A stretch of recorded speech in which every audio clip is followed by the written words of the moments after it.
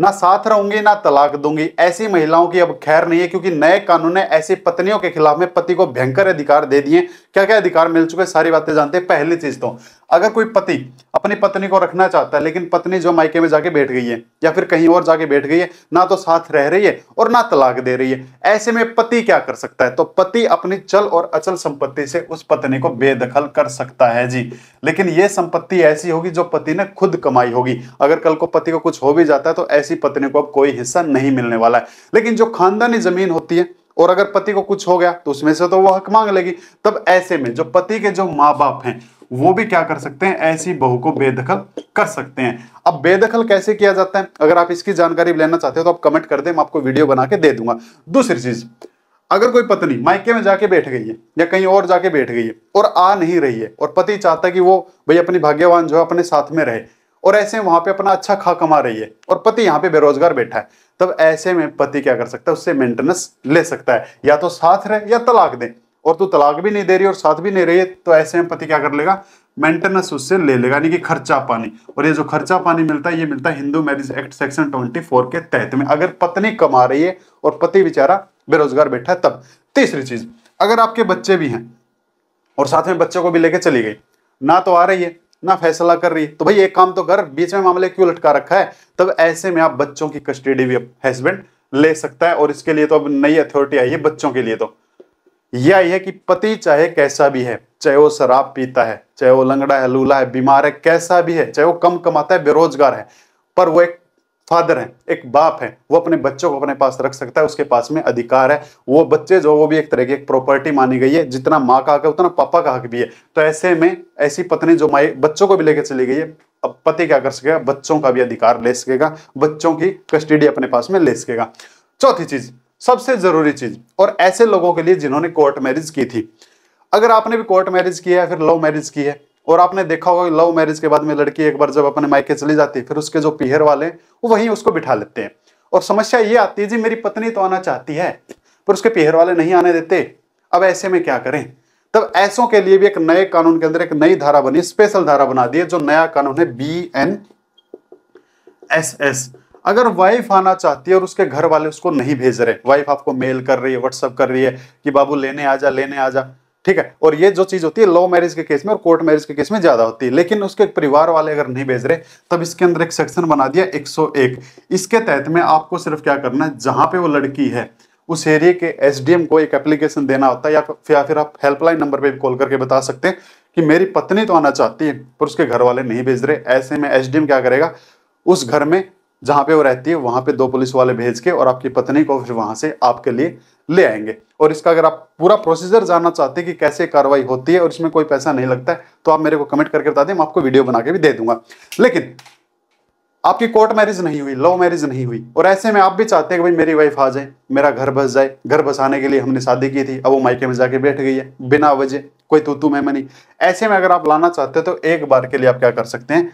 Section 9 का इस्तेमाल आप कर सकते हैं जी। और सेक्शन 9 के तहत में अगर वो आती है तो अच्छी बात है, लेकिन अगर सेक्शन 9 में वो नहीं आती तब उसका आपको क्या फायदा मिलने वाला, वो चीज भी आपको मैं बताने वाला हूं। इससे अगली चीज, अगर आपने कोर्ट मैरिज की है और या फिर लव मैरिज की है और वो लड़की खुद कह रही कि मेरे को अब नहीं आना तेरे साथ में, मेरे को अब तेरे साथ में नहीं रहना, ऐसे में आप सेक्शन 9 मत लगाना। अगर आपने कोर्ट मैरिज की है, आपको क्या करना होता है? जो कोर्ट मैरिज का जो एक्ट बना होता है, स्पेशल मैरिज एक्ट, उसका एक सेक्शन होता है सेक्शन 22 के तहत में आप क्या कर सकते हैं? अपनी पत्नी को अपने पास बुला सकते हैं। तो अगर कोई पत्नी घर पे बैठ चुकी है, ना तो आ रही है ना तलाक दे रही, बीच में मामले को लटका रखा है, तो पति के पास में ये पावर है। इसके अलावा अगर वो बिल्कुल मना कर देती है, मेरे को सेक्शन 9 में भी उसने मना कर दिया, सेक्शन 22 में भी मना कर दिया, या फिर वो आ ही नहीं रही है, ऐसे में पति के पास में जो सबसे बड़ा अधिकार आ जाता है वो आ जाता है एक तरफा डिवोर्स का।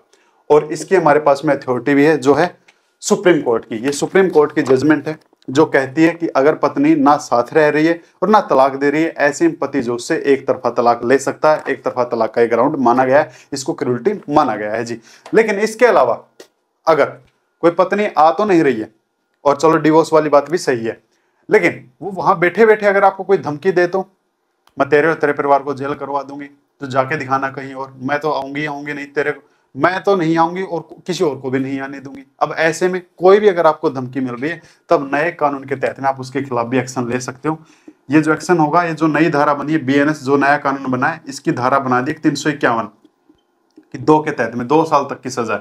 अगर आपको कोई ऐसी धमकी देती है कि मैं यहाँ बैठी बैठी तुम्हारे ऊपर केस करवा दूंगी, तुम्हारे थाने कोर्ट कचहरी में तुम्हारे चक्कर कटवा दूंगी, जेल करवा दूंगी, और इसकी जो कार्रवाई होगी वो आपको पुलिस स्टेशन में नहीं करनी होती है, इसकी जो कार्रवाई होगी वो होगी BNSS 223 के तहत में।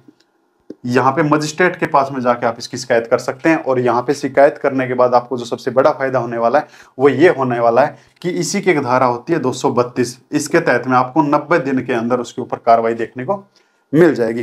तो ये कुछ जानकारी थी, जो पत्नी ना तो साथ रह रही है ना तलाक दे रही है, ऐसे में एक पति क्या क्या कर सकता है, तो ये काम एक पति कर सकता है। और अगर आप चाहते हो कि अब तो भैया तलाक हो जाए तो अच्छी बात है, तो ये जो अथॉरिटी है सुप्रीम कोर्ट की है, सुप्रीम कोर्ट की जजमेंट है भाई, तो ये आपके काम आ सकती है। ऐसे में आप एक तरफा डिवोर्स आप ले सकते हैं अगर आप लेना चाहे तो ये कुछ जानकारी थी ऐसी पत्नियों के खिलाफ में। तो अगर आपको ये जानकारी अच्छी लगी, प्लीज इसको सब्सक्राइब कर लीजिए, शेयर कर लीजिए, लाइक कर लीजिए, नहीं अच्छी लगी तो इसको डिसलाइक कर लीजिए। किसी भी और टॉपिक पे अगर आपको वीडियो चाहिए तो आप कमेंट करके बता दें कि किसी को बेदखल कैसे करना है, 101 की शिकायत कैसे करते हैं एसडीएम के सामने, कोई भी जानकारी अगर आपको चाहिए तो जानकारी हम आप तक जरूर प्रोवाइड करवाएंगे, और वो भी एक जेन्युइन जानकारी। और अगर आपके साथ में भी ऐसा हो रहा है और आपने तमाम कोशिश कर ली है, तब आपको क्या करना चाहिए इसका सुझाव भी आप हमसे ले सकते हैं। नीचे हमारे संपर्क सूत्र आपको मिल जाएंगे, इंस्टाग्राम भी मिल जाएगा, व्हाट्सएप भी आपको मिल जाएगा, और व्हाट्सएप ग्रुप भी आपको मिल जाएगा। ऐसी सिचुएशन में पति के सामने जो सबसे बड़ी दुविधा आती है वो यही आती है कि बड़ी मुश्किल से पैसे जुटा के 5-7 लाख लगा के तो हमने शादी की है, ऊपर से वो अपने घर जाके बैठ गई है, तो शादी का मजा तो हमने चखा ही नहीं। और ऐसे में अगर उसको तलाक देंगे तो ऊपर से इतना पैसा वो ले भी जाएगी, और उतना पैसा देने के बाद फिर दोबारा फिर शादी करनी, तो ये तो हमको 3 गुना ज्यादा सजा लगी है। पहली बार पैसे लगा के शादी की, फिर सेकंड टाइम फिर हम उसका पैसा वापस कर रहे हैं, और फिर थर्ड टाइम फिर शादी करेंगे, और आगे की क्या गारंटी कि आगे वाली फिर ऐसे निकल आए। तो ऐसे में तो फिर वही पूरी दुर्गति होगी ना ये। तो ऐसे में आपको क्या करना चाहिए, बेस्ट ऑप्शन आपके लिए क्या है, उसके लिए हमारी टीम बैठी है। आप नीचे एक बार कमेंट कर दें, और कमेंट करने के बाद आपको पूरा सुजेस्ट दिया जाएगा कि आपको क्या और कैसे और क्यों करना चाहिए, ताकि आपका कम पैसों में और ये अच्छा समाधान हो जाए। या फिर आप चाहते हो कि मेरे को और शादी नहीं करनी, जो एक बार हुई है इसी के साथ में घर बस जाए, तो उसके भी काफी तरीके होते हैं, जो चीज मैं आपको बता चुका हूँ।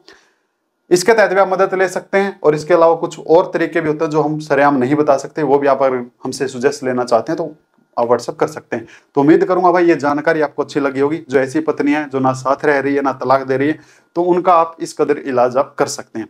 तो thank you my dear. Please subscribe कर लेना, शेयर कर देना किसी एक के पास में, अच्छा लगा इसको लाइक कर लेना, नहीं अच्छा लगा इसको डिसलाइक कर लेना। और हमसे अगर संपर्क करना है तो डिस्क्रिप्शन में हमारे संपर्क सूत्र आपको मिल जाएंगे। Thank you my dear.